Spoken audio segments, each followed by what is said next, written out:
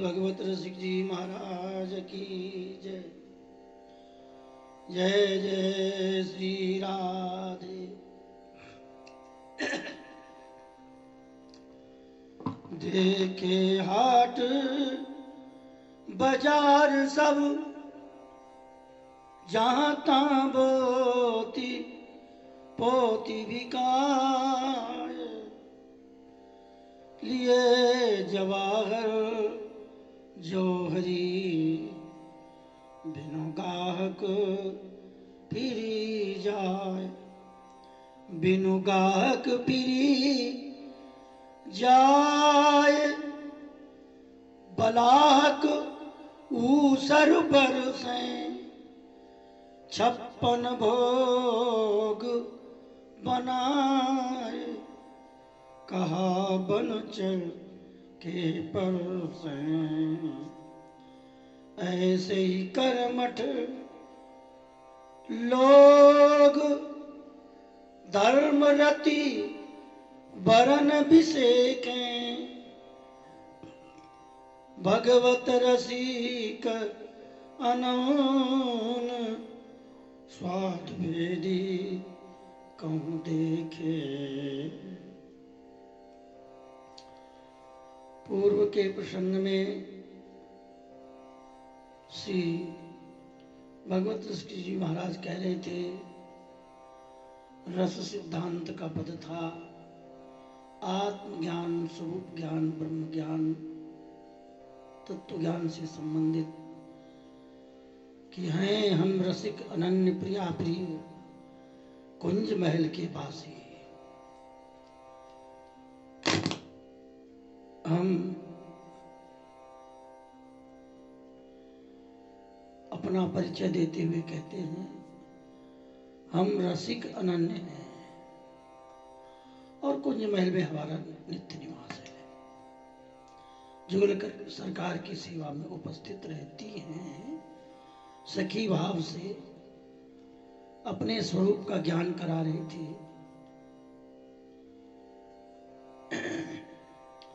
और फिर इसके बाद सिद्धांत का उपदेश का पद, सिद्धांत, उपदेश, सत्संग, साधन, उस विषय में चर्चा करते हैं। कहते हैं देखे हाट बाजार सब जहता है पोती बिकाए।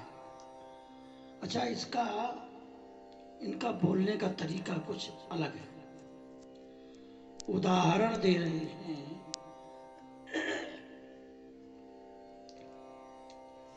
कि जैसे कोई व्यक्ति मोती लेकर के, कोई जौहरी,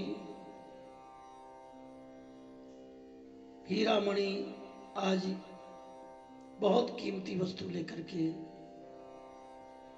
और बाजार में घूम रहा है बेचने के लिए, लेकिन मणि और कांच एक सरीका दिखाई दे रहा है, सोना और पीतल एक सरीका दिखाई दे रहा है। जब तक उस मणि का जानकार व्यक्ति नहीं मिलेगा, जौहरी नहीं मिलेगा, तो ग्राहक फिर जाए। ग्राहक आता है, बार बार फिर के चला जाता है, क्योंकि उसको जानकारी नहीं है। 56 भोग बनाए कहा बनचर की परसें। 56 प्रकार के विविध व्यंजन बनावे हैं और बनाकर ढेर लगा के रख दें और वहां बंदरों को परसते हैं। तो बंदर क्या करेंगे, आपस में लड़ भिड़ करके वो सारा 56 भोग बिगाड़ देंगे। न तो ढंग से खा ही पाएंगे और एक दूसरे से लड़ेंगे। उन 56 भोगों की दुर्दशा हो जाएगी, क्योंकि उसका कोई रसास्वाद ही नहीं है।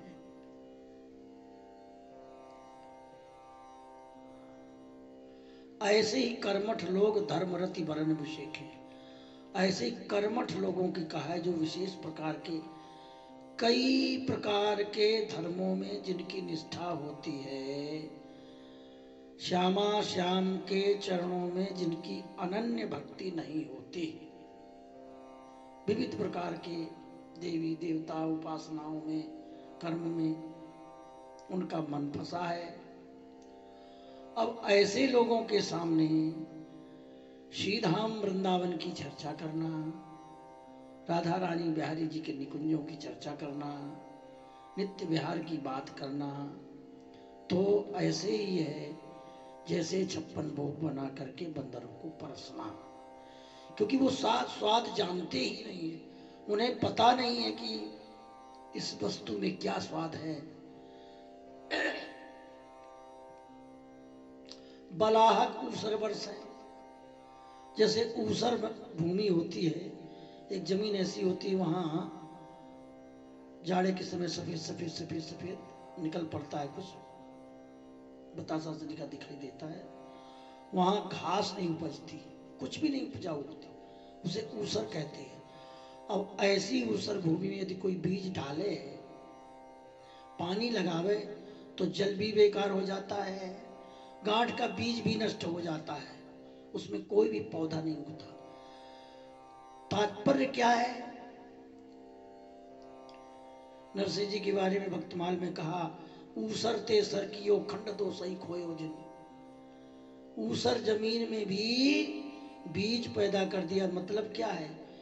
जिसका हृदय ऊसर भूमि के समान है, जिसमें कुछ भी नहीं उपजता, अब उसमें कितना भी उपदेश, जिसके भीतर श्रद्धा ही नहीं है, विश्वास ही नहीं है, भगवान के प्रति झुकाव ही नहीं है, और उसको बिना मतलब में उसको उपदेश करने से भी लाभ क्या मिलता है? ऊसर के समान, ऊसर में बीज डालने के समान है। व्यर्थ में ऊसर भूमि में बीज डालते हैं। तो ऐसे ही भगवत रसिक अनन्य स्वाद भेदी कहूं देखे। जो भगवत रस के रसिक अनन्य रसिक होते हैं, जो स्वाद जानते हैं, रस भेद जानते हैं कि शांत दास सख्य वात्सल्य और मधुर रस, सब रस अपने स्थान पर सब श्रेष्ठ हैं। 56 प्रकार के व्यंजन तो सब हैं, लेकिन अब उसमें अपनी अपनी प्रकार की रुचि है, सब प्रसाद ही है। इसलिए किसी दूसरे की प्रसाद की निंदा नहीं होती। अब उसमें रस का स्वादी, किसको कौन सा प्रसाद अच्छा लग रहा है। तो ऐसे ही वृंदावन का जो निकुंज का भाव है, सहचरी भाव का है। स्वामी श्री हरिदास जी की परंपरा के नित्य विहार की चर्चा होती है।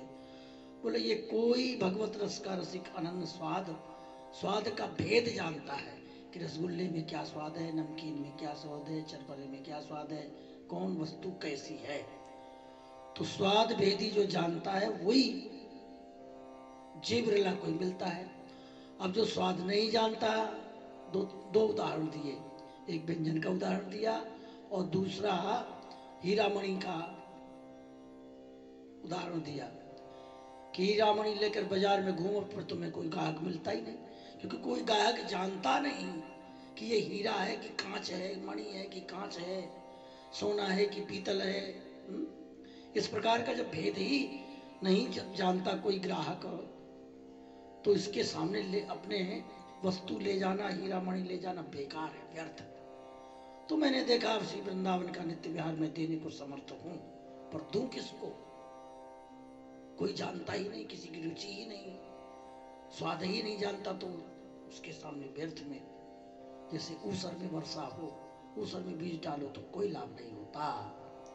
इसलिए जिसके हृदय में श्रद्धा है, जिसके हृदय में वस्तु प्राप्ति की लालसा है, उस रहस्य को, रस को समझता है, उसी के सामने कहना चाहिए। अब आगे क्या कहते हैं? सेवी नित्य बिहार के रसिक अनन्य नरेश,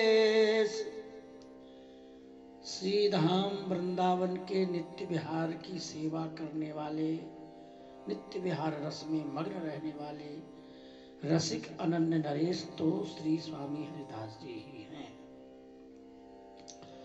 विधि निषेध क्षिति छाणी के मरे प्रेम नभ देश। ये करना विधि है ये करना निषेध है, ऐसा करना चाहिए, ऐसा नहीं करना चाहिए। जो शास्त्र में विधि निषेधात्मक भाषा है, उस क्षिति मतलब उस आकाश को त्याग करके और प्रिया प्रीतम की प्रसन्नता का मार्ग, प्रेम का मार्ग, प्रेम सेवा का मार्ग उन्होंने उस नव देश में, वो प्रेम के देश में श्री स्वामी जी महाराज विराजमान है। मणे प्रेम नव देश दिवाकर रूप विराजे। तो प्रेम रूपी आकाश है और उसमें श्री स्वामी हरदास जी महाराज सूर्य के समान दीदीप्यमान हो रहे हैं। उनकी कृपा से ही हम लोगों को नित्य विहार निवृत्त निकुंज की सेवा मिलती है। परस न पावे कोई दरस कर कर्मठ ला जाए। तो ऐसे स्वामी श्री हरदास जी का कोई स्पर्श भी नहीं करता और उनके इस भाव को, प्रेम के भाव को कर्मठ लोग जिन कर्म कांड में विविध प्रकार की उपासनाएं, विविध प्रकार के धर्म में जिनका मन फंसा हुआ है, वो लोग अनन्य भक्ति के रहस्य को नहीं समझ सकते। ऐसे लोग वहां जाकर के लजाते हैं, शर्माते हैं। भगवत कोक विशोक कमल फूले रस भेवी। भगवत सिंह जी कहते हैं कि ऐसे वृंदावन का निवृत्त निकुंज का जो विलास है, लीला है, कमल के फूल में जो सुगंधी होती है कर्णिका में, उसका तो जे बिरला कोई भंवरा ही उस रस को समझता है। तस्कर लुके उलूक मंदमति विषयन सेवी। जो उल्लू है, उलूक, अब उल्लू से कहो कि सवेरा होगा, उल्लू को रात में दिखाई देता है, उसको दिन में नहीं दिखाई देता। उल्लू के सामने सूर्य की प्रशंसा करो तो उस सूर्य की कोई महिमा वो समझता नहीं और वो मानता भी नहीं। इस प्रकार जिनकी मंदमति है, जिनका चित्त विषयों में रमा हुआ है, लौकिक वासनाग्रस्त जीव श्रीधाम वृंदावन के निवृत्त निकुंज का दिव्य महाप्रेम रस की भाषा को वो पकड़ नहीं पाता है, वो अपना सरीखा ही समझता है। इसलिए इस रस को प्राप्त करने के लिए वृंदावन धाम के निवृत्त निकुंज का जो रस है, इस यहाँ तो श्री स्वामी हरदास जी ही राजा के समान दीप्यमान है, सूर्य के समान है। उनकी कृपा से ही श्री वृंदावन के निकुंज में सखी भाव देह प्राप्त होती है, तब सेवा में स्वीकृति होती है। बोलो वृंदावन बिहारी लाल की जय। ऐसा भगवत सिंह जी की कुंडलिया है। आगे का 10वीं झांकी प्रारंभ होगी, जिसमें सावन की ऋतु का वर्णन किया है। श्री जुगल सरकार झूला झूल रहे हैं। प्यारी राधे सावन मन भावन भयो श्रुति हिडोरे झूल, इसका शब्दार्थ आगे करें। इस पद का पाठ, रस के पदों का कथा या विस्तार नहीं किया जाता, उनको तो पाठ करके ठाकुर जी को सुनाया जाता है। तो इसका पाठ आगे करेंगे। बोलो वृंदावन बिहारी लाल की जय। जय जय श्री राम।